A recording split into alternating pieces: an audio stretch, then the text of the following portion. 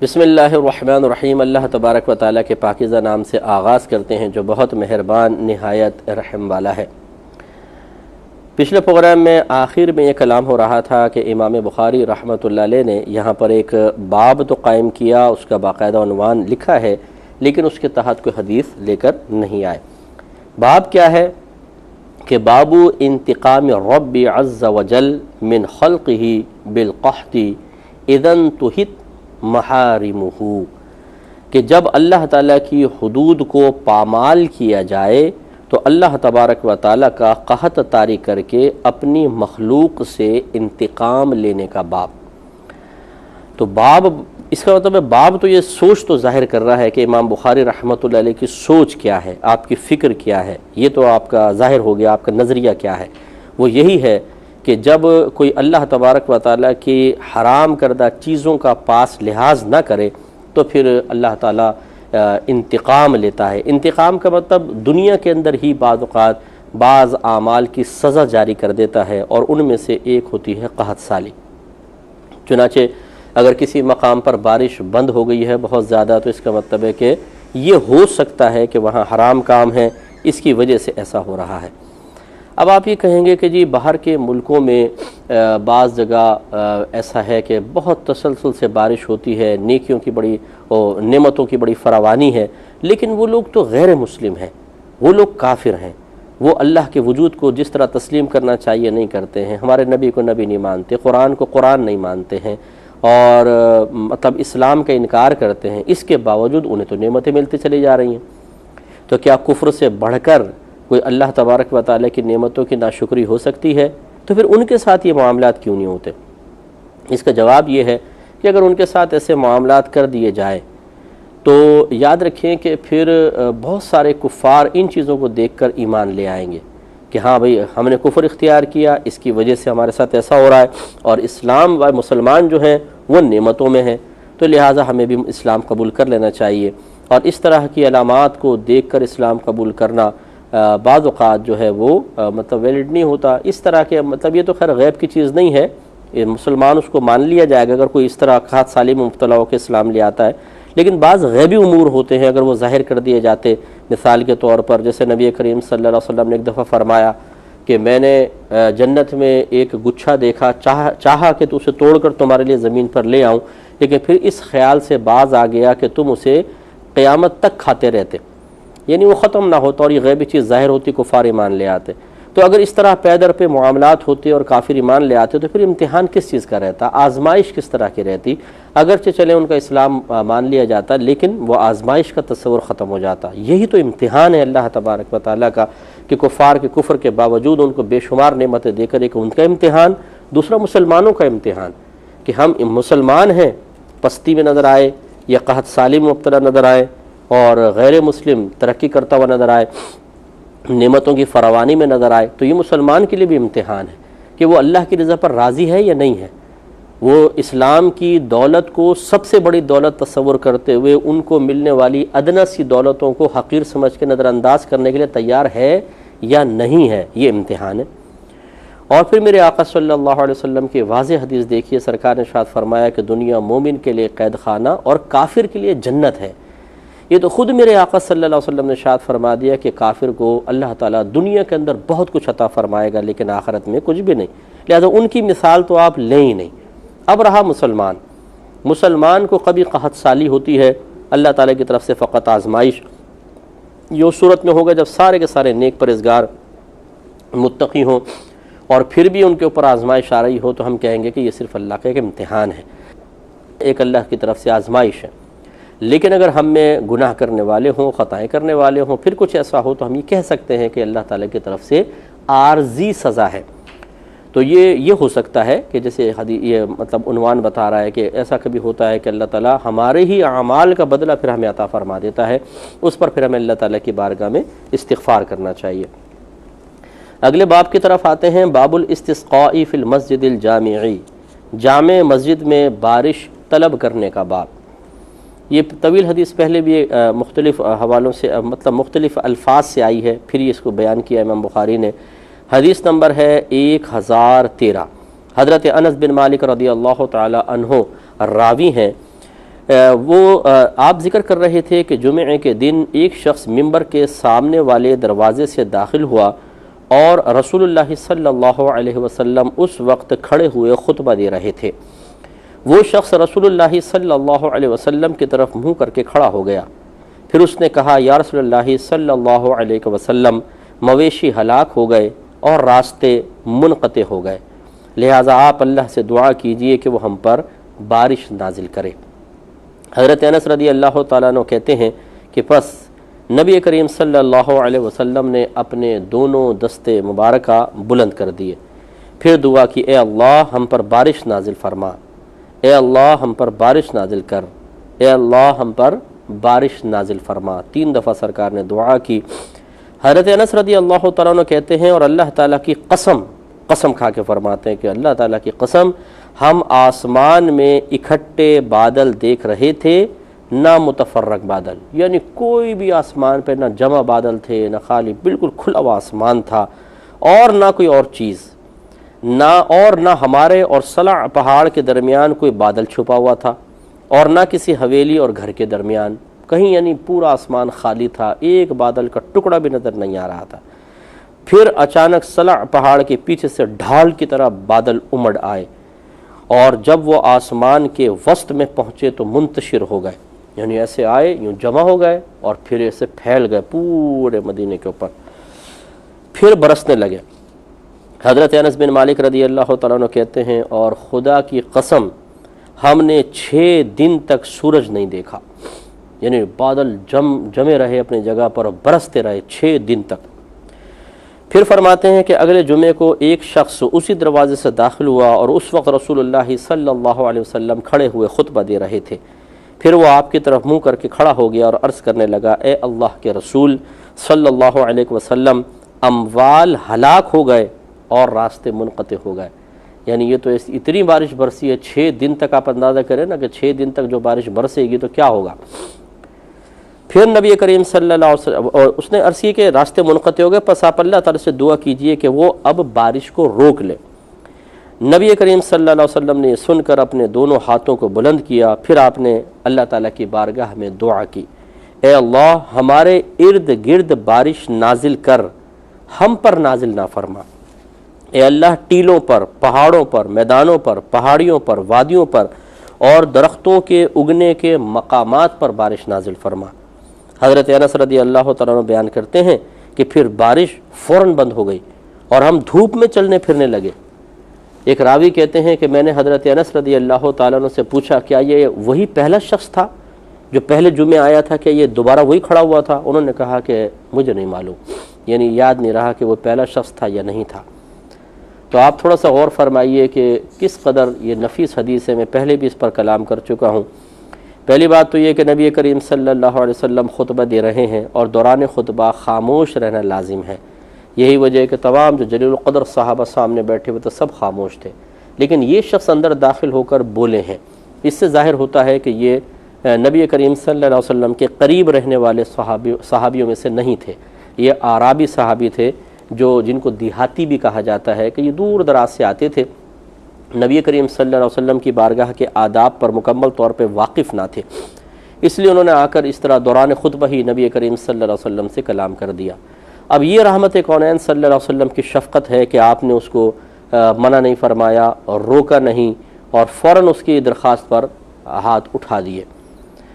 اب سوال یہ پیدا ہوتا ہے کہ اگر ہم یہ مان لیں کہ وہ ایک دیہاتی صحابی تھے اور ان کو آداب وغیرہ معلوم نہیں تھے، اور ہم یہ بھی مان لیں کہ ہو سکتا ہے کہ ان کو ابھی تک مکمل علم حاصل نہ ہوا ہو، پوری توحید ان کے سامنے ابھی تک منکشف نہ ہوئی ہو، لیکن جب نبی کریم صلی اللہ علیہ وسلم نے ان کی درخواست پر دست سوال دراز کر دیا، اللہ کی بارگاہ میں ہاتھ اٹھا دیے، تو اس سے کم از کم یہ ثابت ہو گیا کہ ان اعرابی کا نبی کریم صلی اللہ علیہ وسلم کی بارگاہ میں درخواست کرنا بالکل درست اور جائز تھا، اور رحمت کونین صلی اللہ علیہ وسلم نے دعا کی اور اللہ تعالیٰ نے اس دعا کے جواب میں فوری طور پہ بارش برسا کر یہ ثابت فرما دیا کہ جب اللہ تعالیٰ کے محبوب بندوں کی بارگاہ میں حاضر ہو کر اپنی حاجات پیش کی جائیں تو اللہ تبارک و تعالیٰ کی رحمت تیزی سے متوجہ ہوتی ہے۔ بس یہی وہ حدیثیں ہیں جنہوں نے مسلمانوں کو بزرگوں کی طرف مائل کیا ہے، ان کو اولیاء کی طرف، وہ صحابہ کرام کی طرف متوجہ ہوئے ہیں۔ اسی طریقے سے جو مشائخ ہیں، نیک پرہیزگار متقی علماء ہیں، مفتیان کرام ہیں، ان کی طرف لوگ متوجہ ہوتے ہیں اور ان سے دعاؤں کی درخواست کرتے ہیں۔ اور اس کو بھی بعض اوقات یہ سمجھا جاتا ہے کہ جی ڈائریکٹ اللہ سے ہی مانگنا چاہیے، کیا ضرورت ہے کسی بابا کے پاس جا کر کچھ کہا جائے، کسی سے دعا کروائی جائے؟ اللہ تعالیٰ کیا دعا سنتا نہیں ہے؟ اس کے خزانوں میں کیا کمی ہے کہ کسی کے پاس جائیں؟ اللہ کو چھوڑ کر مخلوق کے پاس آنے کا کیا فائدہ؟ تو وہ اس حدیث کو ذرا ایک دفعہ 2 دفعہ پڑھ لیں تو میرے خیال میں بہت سارے سوالات کے جوابات مل جائیں گے کہ اگر کسی مخلوق کے پاس انسان آتا ہے اپنی حاجات کی تکمیل کے سلسلے میں دعا کروانے کے لیے تو یہ اللہ کو چھوڑنا نہیں ہے۔ وہ صحابی اللہ کو چھوڑ کر نبی کے پاس نہیں آئے تھے، بلکہ اللہ تعالیٰ سے اپنے عقیدت اور احترام کے رشتے کو مزید مضبوط کرنے کے لیے سرکار کی بارگاہ میں حاضر ہوئے تھے، کیونکہ وہ دعا تو پہلے بھی کر رہے تھے، وہ مقبول نہیں ہو رہی تھی۔ انہوں نے سمجھ لیا کہ اللہ تبارک و تعالیٰ کی بارگاہ میں اگر نبی کریم صلی اللہ علیہ وسلم کی دعا کا وسیلہ پیش کر دیا جائے، یہ وسیلہ درمیان میں ہو تو رحمت الہی تیزی کے ساتھ متوجہ ہوگی، اور بالکل صحیح فکر اور مثبت سوچ تھی کہ وہی نتیجہ سامنے آیا۔ لہٰذا یہ اللہ کو چھوڑنا نہیں ہے بلکہ اللہ تعالیٰ سے اور تعلق کو مضبوط کرنا ہے۔ اور اسی طریقے سے یہ کوئی معاذ اللہ تعالیٰ پر عدم اعتماد کی علامت نہیں ہے، ورنہ کہ آپ یہ کہیں گے کوئی عرابی کو اللہ تعالیٰ پہ اعتماد نہیں تھا، نبی کریم کے پاس آ گئے، نہیں، انہیں اعتماد اللہ تعالیٰ پر ہی تھا، لیکن وہ جانتے تھے کہ اللہ تبارک و تعالیٰ فوری طور پہ ہماری مطلوبہ شے عطا فرما دے، وہ اس کا پابند نہیں ہے۔ وہ چاہے تو فوری طور پہ دعا کو ہماری توقع کے مطابق قبول فرما لے، اور چاہے تو کئی سال لگائے، اس کی مرضی ہے۔ تو اس لیے وہ اللہ سے دعا کرتے رہے اور پھر نبی کریم کی بارگاہ میں بھی حاضر ہوئے کہ یہ بھی ایک طریقہ کار اختیار کر لیا جائے تو بہت اچھی بات ہے۔ یہی ہم کہتے ہیں، مسلمان اکابر علماء یہ کہتے آئے ہیں کہ آپ ڈائریکٹ بھی اللہ تعالیٰ کی بارگاہ میں دعا کر سکتے ہیں اور کسی اللہ تعالیٰ کے نیک اور محبوب بندے سے دعا کی درخواست بھی کر سکتے ہیں، اور دونوں طریقے اختیار کریں۔ نہ یوں کریں کہ اللہ سے مانگنا ہی چھوڑ دیں، آپ خالی باباؤں سے دعا کرواتے رہیں، اور نہ یہ طریقہ کار اختیار کریں کہ آپ اللہ کے نیک بندوں کو بالکل نظر انداز کر دیں کہ بھئی میں تو اللہ سے مانگوں گا ڈائریکٹ، بس یہی توحید ہے۔ یہ توحید نہیں ہے، مطلب یہ حقیقی توحید نہیں ہے، بلکہ یہ توحید کے منافی میں اس کو کہوں گا کام ہے، اس لیے کہ توحید تو وہ ہے جو اللہ تعالیٰ اس کے رسول نے پیش فرمائی ہے، توحید تو وہ ہے جس کو صحابہ کرام نے سمجھا ہے، اور اس توحید کے عقیدے میں وسیلہ قائم کرنا بہت ہی اہم آپ کو نظر آئے گا کہ صحابہ کرام نے باقاعدہ سرکار کی بارگاہ میں عرض کی ہے، اور نبی کریم صلی اللہ علیہ وسلم وسیلہ بنے ہیں اللہ تعالیٰ کی بارگاہ سے نزول انعام کے سلسلے میں۔ لہٰذا دونوں طریقے اختیار کریں۔ آپ گھر میں ہیں، اکیلے ہیں، کوئی آپ کے سامنے ایسی شخصیت نہیں ہے، آپ اللہ تعالیٰ سے رجوع کریں، گڑ گڑائیں، دعائیں کریں، آنکھیں بند کر کے اللہ تعالیٰ کے ساتھ اپنی لو لگا لیں، مضبوط تعلق کے ساتھ درخواست کریں۔ اب جب آپ کو کوئی اللہ کے نیک بندے ملتے ہیں تو ان سے بھی پھر آپ درخواست کریں کہ حضور میرے لیے دعا کریں کہ اللہ تعالیٰ مجھے فلاں چیز عطا فرما دے، دونوں اپنے مقام پہ بالکل درست۔ حضرت یہ فرماتے ہیں کہ سرکار نے ہاتھ بلند کیے اور پھر فرمایا، بس ہاتھ نیچے نہیں آنے پائے تھے کہ حضرت انس بن مالک رضی اللہ تعالیٰ عنہ نے اتنی بڑی منظر کشی کی ہے۔ آپ اندازہ فرمائیں کہ ہم نے دیکھا کہ نہ بادل اکٹھے تھے، نہ متفرق تھے، نہ آسمان پہ کوئی چیز تھی، نہ ہمارے اور صنعاء پہاڑ کے درمیان کوئی بادل تھے، نہ کسی حویلی، نہ کسی گھر کے درمیان بادل، کہیں نظر نہیں آ رہے۔ گھر کے درمیان بادل کا مطلب دور بادل، جیسے آپ 2 گھروں کو دیکھیں تو ان کے درمیان بہت دور اگر آپ کو نظر آئے بادل، کہیں آسمان پر ہی ہوگا، لیکن جیسے آپ تھوڑا سا نیچے ہو کر دیکھیں گھر اوپر ہو جائے ان کے بیچ میں، کہیں کہتے ہیں کوئی بادل کا ٹکڑا نہیں تھا۔ یہ ہے کمال۔ حضرت انس بن مالک رضی اللہ تعالیٰ عنہ اسی کمال کو ظاہر کرنا چاہتے ہیں کہ اگر آسمان پر بادل ہوتے اور پھر سرکار دعا کرتے تو پھر بھی دعا سرکار کی بہت ہی مطلب باکمال چیز ہے، لیکن یہ کمال مصطفیٰ تو یہی ہے کہ آسمان بالکل خالی ہے، دھوپ انتہائی تیز ہے، اور سرکار دعا فرمائیں اور ایسے بادل امڑ کر آئیں کہ پھر 6 دن تک سورج نظر نہ آئے۔ یہ اللہ تعالیٰ کی اپنے محبوب نبی سے محبت کا ایک اظہار تھا، آپ کی عزت میں اضافہ، آپ کے کمالات کا اظہار، آپ سے محبت کا اظہار اللہ نے فرمایا کہ اپنے حبیب کی دعا کو مقبولیت سے ہمکنار کیا۔ تو لہٰذا میں گزارش کرتا ہوں، بھی پیچھے ہماری بحث گزر چکی ہے کہ اگر آپ کسی مشکل میں گھر جاتے ہیں، اللہ تعالیٰ سے سب سے پہلے آپ یکسوئی سے تنہائی میں خلوت میں خوب دعا کریں۔ اس کے بعد اگر کوئی آپ کو سامنے نظر آ جاتے ہیں بزرگ، ان سے آپ دعا کروائیں۔ اور تیسری چیز ہوتی ہے استغاثہ، کہ آپ آنکھیں بند کریں اور یہ تصور رکھیں کہ اللہ تبارک و تعالیٰ بڑی عظیم قدرت والا ہے، اور وہ اپنی قدرت کاملہ سے میری آواز نبی کریم صلی اللہ علیہ وسلم تک پہنچائے گا، اور میرے آقا صلی اللہ علیہ وسلم اس کو سماعت فرمائیں گے۔ اور میرے آقا کی رحمت صرف اپنے زمانے کے لوگوں کے لیے نہیں تھی کہ وہ اعرابی اگر آپ کے پاس آئے تو سرکار نے ان کے لیے دعا کر دی، اور ہم آج 1500 سال بعد تقریباً پیدا ہوئے ہیں، تقریباً 1500 سال بعد، تو ہم ان کی دعاؤں سے محروم رہیں گے؟ نہیں، اب کامل یقین رکھیں، آپ استغاثہ کریں، لیکن اسی یقین کے ساتھ کہ اللہ تعالیٰ اپنی قدرت کاملہ سے میری اور آپ کی آواز نبی کریم صلی اللہ علیہ وسلم کے کانوں تک پہنچائے گا، اور آپ اس کو سماعت فرمائیں گے۔ اور اب بھی آج بھی میرے آقا صلی اللہ علیہ وسلم دست سوال دراز فرماتے ہیں اور دعائیں کرتے ہیں، اور لوگوں کے مسائل حل ہوتے ہیں۔ یہ تین چیزیں آپ ضرور اختیار کریں۔ یہ کہتے ہیں کہ 6 دن تک سورج نہیں دیکھا، مسلسل بارش ہوتی رہی، پھر آ کے یہی درخواست دوبارہ۔ رحمت کونین صلی اللہ علیہ وسلم نے یہ نہیں فرمایا کہ پہلے تو میں نے تمہارے کہنے پہ دعا کر دی، اب ڈائریکٹ اللہ سے کہو نا، اللہ تعالیٰ بارش برسا رہا ہے یا میں برسا رہا ہوں، میرے پاس کیوں آ رہے ہو؟ نہیں، میرے آقا نے پھر یہی اس کی توثیق گویا کہ فرما دی کہ ہاں، جب بھی تمہیں کوئی حاجت ہو اللہ کے نیک بندوں کے پاس آؤ، میرے پاس آ جاؤ، میں اللہ تعالیٰ کی بارگاہ میں دعا کروں گا تو اللہ تعالیٰ ضرور عطا فرمائے گا۔ اس کے بعد کہتے ہیں کہ نبی کریم صلی اللہ علیہ وسلم نے یہ دعا کہ اللہ تعالیٰ ہمارے ارد گرد بارش نازل کر، ہم پر نازل نہ فرما۔ پچھلی ایک روایت شاید آپ کو یاد ہو کہ پھر سرکار نے اشارے فرمائے تھے، اور بادل مدینے سے باہر نکل گئے تھے، مدینے پر ایک قطرہ نہیں برس رہا تھا، اطراف میں بارشیں ہو رہی تھیں۔ یہ ہے کمال مصطفیٰ، اس کو سمجھنے کی ضرورت ہے۔ تو عرض کی اللہ تعالیٰ ٹیلوں پر، پہاڑوں پر، میدانوں پر، پہاڑیوں پر، وادیوں پر اور درختوں کے اگنے کے مقامات پر بارش نازل فرما، یعنی جنگل میں بارش فرما، ہمارے یہاں نہ ہو، اور ایسا ہی ہوا۔ اس سے معلوم ہوا کہ میرے آقا صلی اللہ علیہ وسلم بہت ہی مطلب اللہ تعالیٰ کی عطا سے قوت رکھتے ہیں، طاقت رکھتے ہیں۔ اور یہ بعض لوگ کہتے ہیں جی ایک معجزہ تھا نا، سرکار نے دعا کی بس معجزہ ظاہر ہوا، ختم ہو گیا۔ یہ آپ کے نزدیک ختم ہو گیا ہے۔ میں یہ کہتا ہوں، ہمارے اکابرین یہ کہتے ہیں کہ جو نبی معجزہ اللہ تعالیٰ کے حکم سے ہی ظاہر فرماتے ہیں، اس کا سلسلہ منقطع ہو گیا، اس پر کیا آپ کے پاس دلیل ہے؟ کیا وہ نبی اب بھی کوئی معجزہ ظاہر نہیں کر سکتے ہیں؟ اور یہ تو مسلمہ اصول ہے کہ ولی کی کرامت نبی کا معجزہ ہی ہوتی ہے، تو اس طرح بھی ظاہر ہوتی ہے۔ تو اس لیے یہ سلسلے جاری و ساری ہیں۔ کوئی مطلب نبی کریم صلی اللہ علیہ وسلم کے کمال کو آپ کی دائمی صفت قرار نہیں دے رہا ہے کہ یہ دائمی صفت تھی میرے آقا صلی اللہ علیہ وسلم کی، لیکن میرے آقا صلی اللہ علیہ وسلم اگر معجزے بار بار ظاہر فرمانا چاہیں تو کون روک سکتا ہے؟ آپ نے اپنی زندگی میں پانی بڑھانے کے معجزے کیا ایک دفعہ ہی دکھائے تھے؟ یعنی ایک دفعہ یہ معجزہ دکھایا، اس کے بعد نہیں؟ پڑھ کے دیکھیں الخصائص الکبریٰ، آپ کو پتہ چلے گا۔ کھانا بڑھانے کے معجزے کتنی دفعہ ہوئے تھے؟ ذرا دیکھیں آپ وہاں پر۔ اس طرح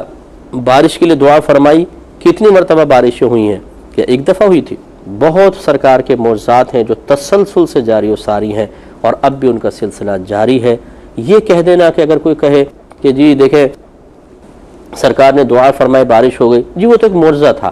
اچھا معجزہ تھا تو کیا معجزے کا سلسلہ منقطع ہو گیا ہے؟ جب نبی موجود ہیں تو ان کے معجزات بھی چلتے رہیں گے۔ یہ الگ بات ہے کہ وہ آپ کے سامنے آ کر ظاہر نہیں کر رہے ہیں، لیکن اس کا سلسلہ جاری ساری ہوتا ہے۔ اہل نظر اس کو اچھی طرح جانتے ہیں۔ اللہ تعالیٰ آپ کی بھی باطنی آنکھوں کو کھول دے تو سب کچھ نظر آنے لگے گا۔ اللہ تعالیٰ عمل کی توفیق عطا فرمائے، آمین۔ وآخر دعوانا ان الحمد للہ رب العالمین۔ اللہم صلی علی محمد وعلی آلہ وصحبہ وسلم۔